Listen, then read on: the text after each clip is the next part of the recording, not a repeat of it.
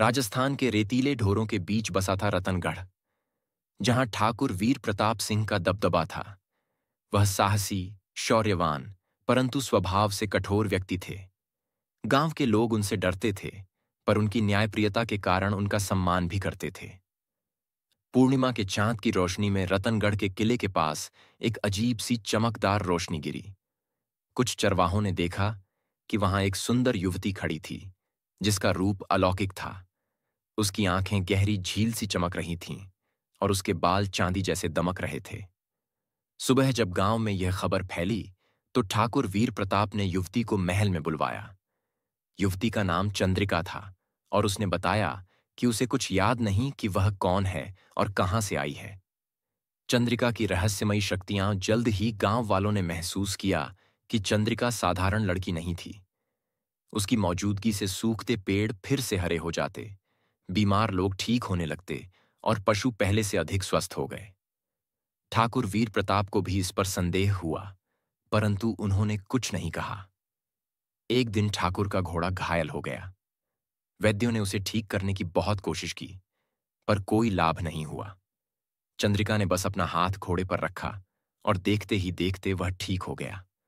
यह देखकर ठाकुर हैरान रह गए और उन्होंने चंद्रिका से सच्चाई पूछी। परिलोक का राज्य।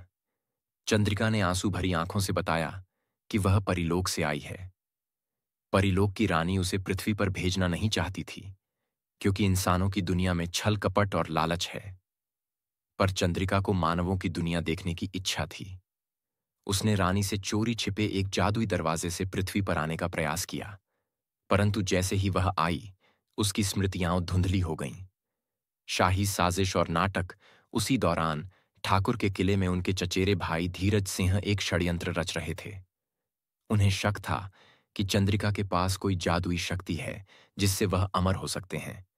उन्होंने तांत्रिक भैरवनाथ को बुलवाया और चंद्रिका को पकड़ने का षड्यंत्र रचा। एक रात जब पूरा महल गहरी नींद में था, भैरवनाथ ने चंद्रिका को कैद कर लिया और उसे बलि देने की तैयारी करने लगा।